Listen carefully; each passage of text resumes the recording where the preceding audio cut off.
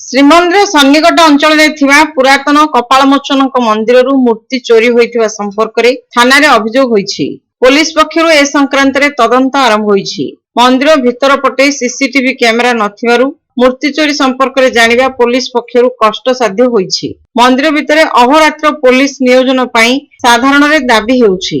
ଏ ସଂକ୍ରାନ୍ତରେ ମନ୍ଦିରର ପୂଜକ ଶ୍ୟାମସୁନ୍ଦର ପଣ୍ଡାଙ୍କ ପୁତ୍ର ରଘୁନାଥ ପଣ୍ଡା ସୂଚନା ଦେଇ କହିଛନ୍ତି, ଗୁରୁବାର ରାତ୍ର 12ଟା ସମୟରେ ସେ ମହାପ୍ରଭୁଙ୍କୁ ପହୁଡ଼ କରି ଚାଲି ଯାଇଥିଲେ। ମନ୍ଦିର ଭିତରେ ଥିବା ଏକ ପଥର ଖୋଦେଇ ଲକ୍ଷ୍ମୀ ନୃସିଂହ ମୂର୍ତ୍ତି ଯଥାସ୍ଥାନରେ ରହିଥିବା ସେ ଦେଖିଥିଲେ। ଶୁକ୍ରବାର ସକାଳୁ ମନ୍ଦିରକୁ ଆସି ପୂଜାବିଧି କରି ସେ ଦେଖିବାକୁ ପାଇଥିଲେ ଲକ୍ଷ୍ମୀ ନୃସିଂହଙ୍କ ମୂର୍ତ୍ତି ଗାୟବ ହୋଇଯାଇଛି। ରାତିର ସୁଯୋଗ ନେଇ କୌଣସି ଦୁର୍ବୃତ୍ତ ମୂର୍ତ୍ତି ଚୋରି କରିଥିବା ନେଇ ସେ ଥାନାରେ ଅଭିଯୋଗ କରିଛନ୍ତି। ଆଉ କାଲି ମନ୍ଦିରରେ ମୁଁ ରାତ୍ର ପହୁଡ଼ କରିବା ସୁଦ୍ଧା ରାତ୍ର 6:30 ଘଣ୍ଟିକାରେ ମୁଁ ପହୁଡ଼ କରିଗଲା ଭିତରେ ପାର୍ଶ୍ୱ ଦେବତା ଭୋଗରାଗ ସାରିକି ପହୁଡ଼ କରିଗଲା ବେଳକୁ ମୂର୍ତ୍ତି ଥିଲେ।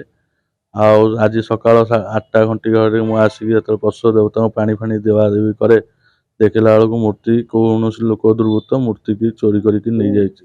ନୃସିଂହ କପାଳମୋଚନ ମନ୍ଦିର ପ୍ରାଙ୍ଗଣରେ ଥିବା ବେଢ଼ା ପାର୍ଶ୍ୱରେ ଥିବା ଲକ୍ଷ୍ମୀ ନୃସିଂହ ମୂର୍ତ୍ତି। ଆପଣ କାହା ଉପରେ ସନ୍ଦେହ କରୁଛନ୍ତି? ସାର୍ ଆମେ ତ ସନ୍ଦେହ କାହା ଉପରେ କରିପାରିବାନି, ଆମେ ତ କାହାକୁ ଦେଖିନେ, ନିଜ ଚକ୍ଷୁରେ ଦେଖିନେ କାହା ଉପରେ ଡାଉଟ୍ କରିବା। ରାତିରେ ବି ପୋଲିସ ପ୍ରହର ଦଉଛନ୍ତି ବାହାରେ, କିନ୍ତୁ କେମିତି ହେଲା ସାର୍ ଆମେ ତ କହିପାରିବାନି ନା। ଆ ଭିତରେ ତ ମନ୍ଦିର ରକ୍ଷଣାବେକ୍ଷଣ, ଆ ଭିତରେ ବି ସିସିଟିଭି କ୍ୟାମେରା ନାହିଁ। ବାହାରେ କ୍ୟାମେରା ଅଛି, ବାହାରେ ଯାହା ହେଇଥିବ ଦେଖିବେ। ସେ ପୋଲିସ ପ୍ରଶାସନକୁ ଆମେ ଏଫଆଇଆର ଦେଇଛୁ।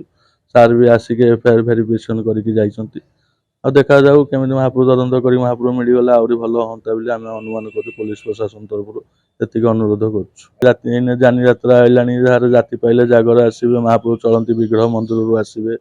ଚନ୍ଦନ ସମୟରେ ମହାପ୍ରଭୁଙ୍କ ବିଗ୍ରହ ଆସନ୍ତି, କିନ୍ତୁ ଆମେ କାହା ପ୍ରୋଟେକ୍ସନରେ ମନ୍ଦିରରେ ମହାପ୍ରଭୁଙ୍କୁ ରଖିବୁ? ଆମେ ପୁଣି ରାତି ଅନିଦ୍ରା ହେଇକି ଖଟି ଖଟି ମହାପ୍ରଭୁଙ୍କ ସାଙ୍ଗରେ ଆସିବୁ।